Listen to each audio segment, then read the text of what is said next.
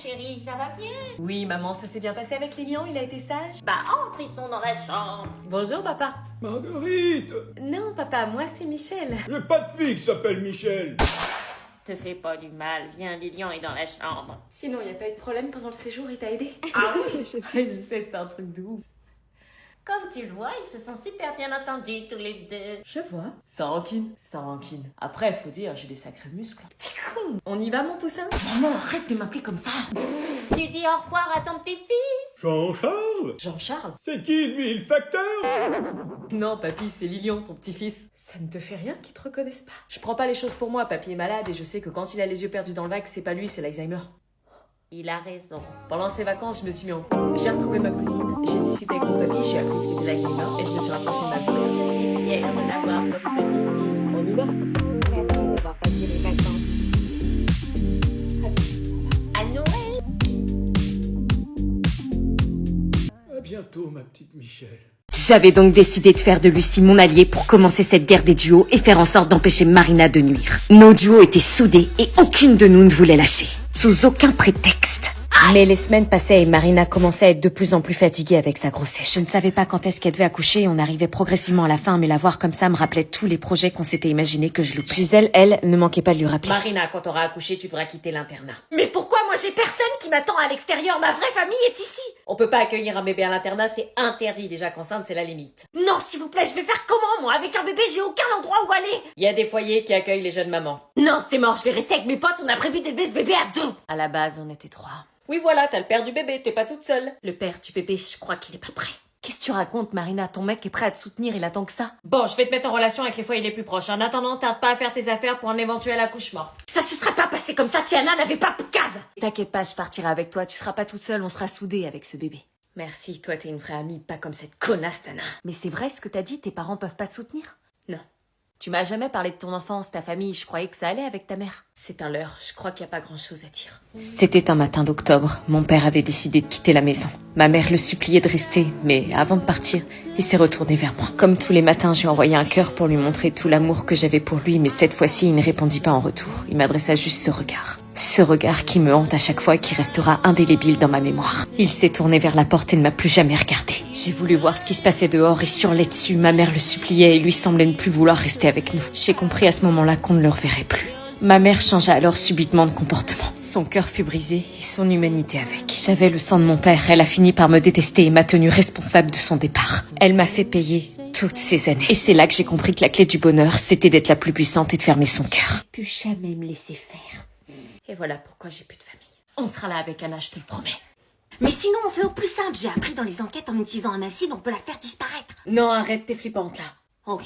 Lucie était vraiment ultra chelou. Anna, la directrice a décidé que tu pouvais pas changer de chambre en cours d'année et que tu devais retourner dans ta chambre habituelle. Non, sérieux. Il fallait surtout pas que je me retrouve dans la même chambre qu'elle. Imaginez le carnage. Gisèle, C'est pas moi qui décide. on continue notre plan, t'inquiète pas. Et c'était encore reparti pour un nouveau tour de galère. Externe à la maternité, alors j'avais pas prévu. Je suis de retour. Anna? Putain, c'est une blague! Marina, t'as du sang qui coule.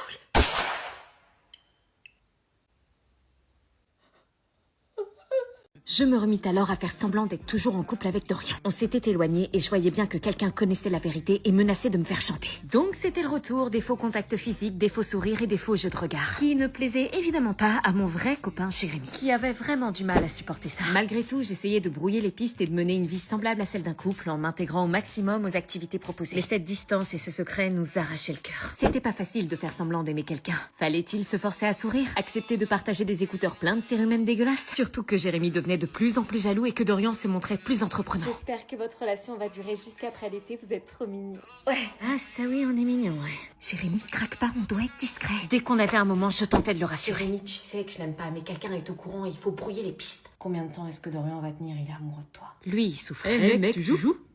J'essayais d'appliquer mon plan à la perfection quand soudain, encore un message. Était-ce la fameuse personne qui me faisait du chantage? Arrête de faire semblant avec Dorian, dans 24 heures, je balance toute la vérité. Oh, c'est pas possible, mais qui avait écrit ça? J'avais alors 24 heures pour trouver le responsable. Qui ça pouvait bien être? Mais ça me revenait, d'après vos commentaires, vous aviez des soupçons sur Dorian, justement. Dorian, je peux te parler?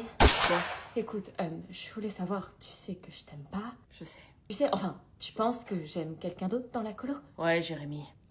Je vous ai vu, vous pensez être discret. C'est donc toi qui m'as écrit des messages. Des messages? Des lettres de menaces. Je mange mon seum, c'est tout, même si je cache pas qu'à un moment je vais tout balancer parce que je souffre, mais non, c'est pas moi. Mais si c'était pas Dorian, c'était qui alors? Du coup, à votre avis, c'est qui?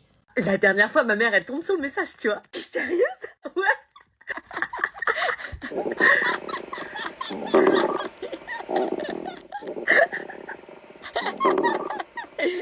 Ça va? Meuf, ça va? Non. Parle-moi pas, ok? C'était vachement flippant d'un coup, qu'est-ce qui se passe? Laisse-moi tranquille. Pourquoi t'es violente d'un coup? Force pas. Non mais on rigolait et d'un coup t'as changé de tête. J'ai faim, ok? Ah mais fallait le dire. Ça va mieux? Ouais, largement. Tu disais? Excuse-moi, c'est écrit quoi après importation? Ce qui amène un ralentissement général. Ah, ok, merci. Excuse-moi, c'est écrit quoi après général? Du commerce international. Ah, ok, merci. C'est écrit quoi après commerce international? Tu vois pas? Le profil écrit mal aussi, même avec mes lunettes, je vois pas. Change de place, tu devrais te mettre devant. Jamais de la vie. Ah, mais tu vas faire comment alors? Tu peux recopier sur ton cahier? Oui, vas-y. T'as écrit quoi là après international? Information ou importation? Madame, sentez vos doigts. Quoi? Oh non. Non, arrête, ça se fait. Je veux savoir comment sont corrigés nos copines. Putain, t'es sérieux, là? On aime bien cette prof. Si elle sent ses doigts comme ça veut dire qu'elle gratte le culot. Sérieux, Ça se fait pas, prof. Oh mais c'est bon, c'est pour rigoler. Hein. T'es un enfoiré. Il se moque de vous. Je comprends pas là. Il vous manque de respect, madame, là. Oui, j'ai fait quoi? Ah, c'est mal parti. Non, madame, faites-le pas. Quoi? il se moque de vous, il vous insulte. Hein. Mais fermez vos bouches, sérieux. Il m'a juste demandé de sentir mes doigts, je vois pas le mal. Ah si, madame, dans le sens que ça veut dire, c'est une insulte. Hein. Mais non, je demande juste de sentir ses doigts. Hein. Arrêtez, mytho. On connaît la traîne. Pas du tout. Virez-le, hein. Mais enfin bon, c'est compliqué, je vais pas le virer parce qu'il m'a demandé de sentir mes doigts. Vous aura prévenu, madame. Virez-le. Bon, allez hop, exclu. Ouais, juste pour sentir des doigts. Alors, j'ai vu une exclusion. Jessie m'a dit sur un ton amusé, Madame, sentez vos doigts en référence à une trend lancée sur TikTok. Oui. Mais ça voulait dire quoi alors? Bah apparemment, c'est pour les gens qui se grattent les fesses et qui sentent leurs doigts après. Et vous les sentez comment vous? Nous entrions alors dans la mission commando cacher la grossesse de Marina. Chaque matin, c'était vêtements larges et inspection au peigne fin. Nous passions notre temps à valider ou invalider. Elle, qui ne portait que des vêtements ultra moulants, n'avait pas d'autre choix que de porter des vêtements ultra larges. Ah, c'est tellement moche, comment t'as pu acheter ça? Purée, au lieu de te plaindre, tu peux me remercier. Beaucoup de gens à l'internat commençaient à se poser des questions sur ce fameux changement de style. Pourquoi elle ne portait plus de débardeurs moulants? Pourquoi ses jeans? Et surtout, pourquoi ses pulls? Quoi? Non, rien, nouveau style. C'est quoi ce changement de look? Oh, je sais pas, c'est ringard les trucs près du corps. Bah ça te dérangeait pas la semaine dernière? Oui, bah j'ai changé d'avis, voilà. Il bouge. Quoi? Rien. Marina s'éloignait peu à peu de ses amies qui, elles, n'étaient pas au courant de sa grossesse. Elle voulait que ça reste secret. À la cantine, on s'assurait de toujours être à côté d'elle et de manger exactement la même quantité qu'elle pour ne pas éveiller les soupçons. Et c'était dur. Non, j'en dois pas éveiller les soupçons. Purée, je vais vomir. Pendant les réunions d'internat, Marina avait parfois mal au ventre et nous faisions en sorte de détourner l'attention. Finalement, à trois, on était devenus une vraie équipe. Je percevais chez Marina une part de sa personnalité que je n'avais jamais vue. Tu fais quoi? Je chante une berceuse. Sérieux? Allez-y, chantez avec moi. Do, l'enfant. Ça rigole fort ici. Oh, cache ton ventre. J'espère que vous faites vos devoirs. Oui, bien sûr. Oui, bien sûr.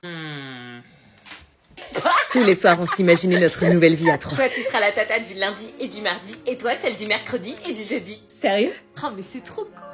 Jusqu'à ce que l'amour s'en mêle et que je fasse la plus grosse gaffe de toute ma vie. Tu peux entrer? On vous laisse. On vous laisse. T'es pote avec Marina maintenant? Pote, c'est un grand mot, mais je dirais que je la soutiens. Soutiens à quoi? Bah, pour son bébé. Quoi, Marina est enceinte? Qu'est-ce que je fais? Putain, brevet blanc à la rentrée, ils sont sérieux de nous faire ça? On vient de 15 jours de vacances, ils nous mettent ça à 8h. Mais vas-y, ils sont sadiques ou quoi? C'est quoi leur problème, sérieux? Heureusement que je t'avais prévenu de les faire en avance. Avant, je fais mes devoirs. C'est pas en te plaignant que tes devoirs vont avancer. Hein. Là, je pensais pour une fois qu'on avait pas trop de choses à faire. Le jour où t'accepteras de m'écouter, tu seras peut-être moins dans la merde. On est en pseudo-vacances à chaque fois. Non, mais tu peux dire que j'avais raison. On n'est pas des élèves, on est des cobayes. Ok, je dis plus rien, mais je t'avais prévenu. J'ai trop hâte de la revoir à la rentrée. Revoir ses yeux, son sourire, ses cheveux. C'était trop long qu'un jour sans elle. J'ai trop hâte d'être lundi, je m'en fous du brevet blanc tant que je suis à ses côtés. C'est la première fois que j'ai un calendrier voté. Ça faisait 3 ans que j'en voulais un. Pourquoi toutes les meufs elles achètent ça? Vous pouvez pas avoir un calendrier normal comme tout le monde? J'ai vu l'unboxing sur les réseaux. Bah c'est quoi l'intérêt alors? Tu t'es spoilé? Je m'en fous, je les aurais pour de vrai quand même. trop chelou. Case 1, c'est quoi? Oh, un mini gel douche, oh, trop cute. T'es en train de t'extasier pour un gel douche là? Oh, il est trop mignon. Un gel douche mignon? Oh, en plus, il sent trop bon. Mais c'est juste un gel douche. J'adore, je vais le tester ce soir. Quand maman ramène de chez Carrefour, t'en fais pas des caisses, faut doser. Tu peux pas comprendre. Non, et je veux pas comprendre, c'est mieux le chocolat. Ah non, mais au moins ça reste, c'est un objet. Hein. Toi, dans 2 secondes, ton chocolat, tu l'as plus. Moi, j'ai 24 trucs pour me bonifier. Toi, t'as 24 chocolats qui vont t'enlaidir et te faire grossir. Ouais, bah je préfère toujours ça à un gel douche. Pas moi. J'ai eu les deux. Bah j'ouvre la caisse 2, je m'en fous. Nous cherchions alors un plan pour aller à l'hôpital par nos propres moyens. Sandy appelait toutes les personnes majeures qu'elle connaissait. Après de multiples coups de fil, nous nous retrouvions dans la voiture de son ex. Allez-y, montez. Vas-y, recule. Tiens-lui la tête. Non, t'es qu'un juste mort. Ok. Allez, on y va, dépêche-toi, elle risque d'accoucher, là. Oui, bah je fais ce que je peux. Putain, elle saigne énormément, Sandy. Elle sent sur les sièges, c'était pas le deal, hein. Oui, bah le deal à l'époque, c'était de pas me tromper. Vous réglerez vos problèmes d'ex plus tard. Elle perd vraiment trop de sang, accélère. Ferme tes cuisses, que t'aurais dû faire il y a 9 mois.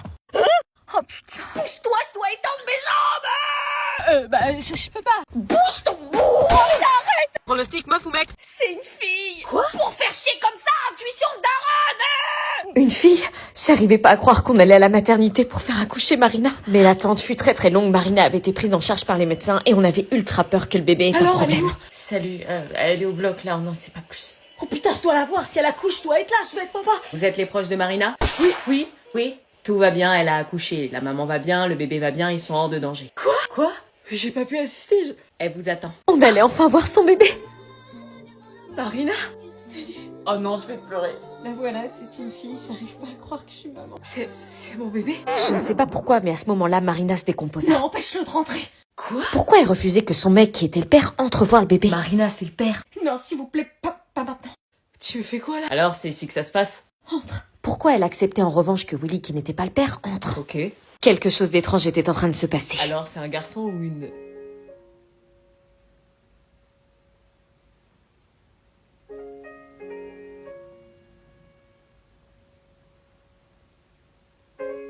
Oui.